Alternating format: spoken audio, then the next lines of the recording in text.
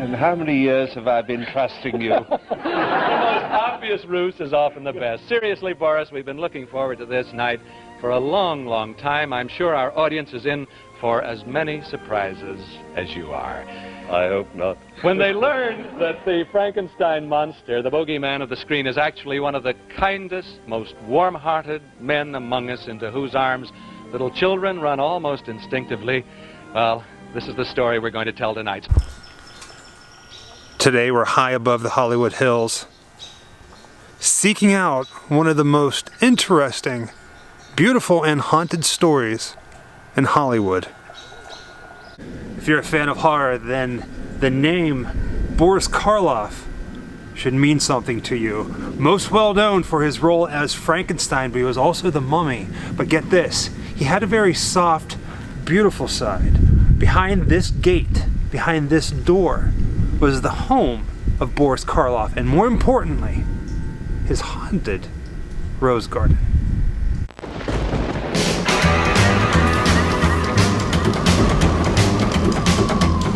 Wherever I come, bad luck just comes my way. Wherever I go, hard luck is there to stay. Good luck never stays a day. Bad luck's always coming my way. Behind this beautiful and dark, menacing gate at 2320 Beaumont Avenue lies one of the most beautiful stories in horror history. Actor Boris Karloff only lived at this house for about 12 years of his life, but his biggest passion was gardening, and in the time that he was here, he built a beautiful rose garden.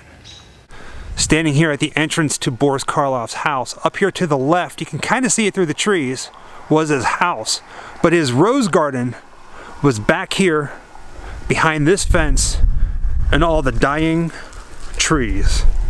It was massive.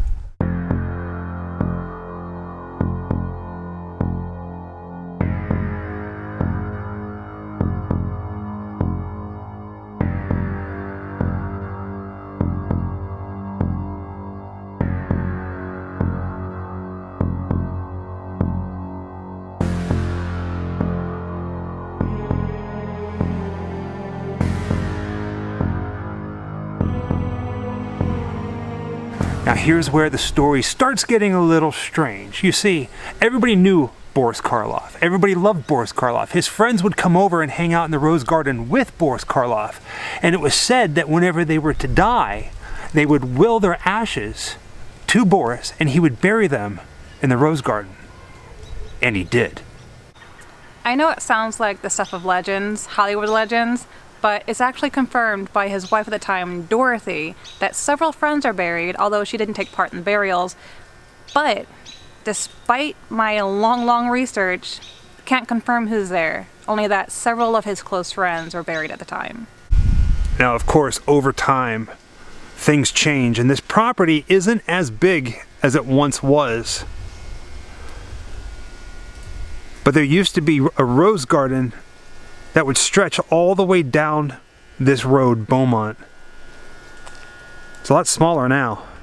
But get this, right down here in the back where the bodies, all the ashes are supposed to be scattered, there are houses built now. So think about this, if there are houses on top of the dead, Boris Karloff's friends, it kind of makes it like the story Poltergeist, doesn't it? When I went looking into who is buried in the gardens, I also looked into where they were buried in the gardens, because that kind of seemed important. There's a lot of property. It used to be almost 3 acres. Now it's more like a single acre. But there's not a lot referred to where they're buried, or who, or even guesses, which just makes the mystery even bigger. But I did come across a notation made by his wife at the time, Dorothy, that they were always buried in the back gardens, and how it was a shame that all these houses were now built on top of them.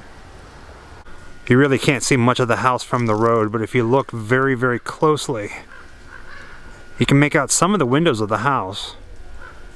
How crazy is that? Boris Karloff lived here. After talking it over with Michael, here is where the gossip gets juicy. We don't know who is buried in the gardens, but we do know this. Boris's close friends were other actors. Whether it was from stage or film, it is very possible that buried in Boris's gardens are other horror icons. Because if you look into the burial sites of other horror icons of the times, it says that they were cremated and that their ashes were scattered. They could be anywhere. It could be Boris and friends. Dun dun. Dun dun. It was very big at the time to have cremations. Just Wherever I come, bad luck is coming my way. Wherever I go, hard luck is there to stay. Good luck never stays a day. Bad luck's always coming my way.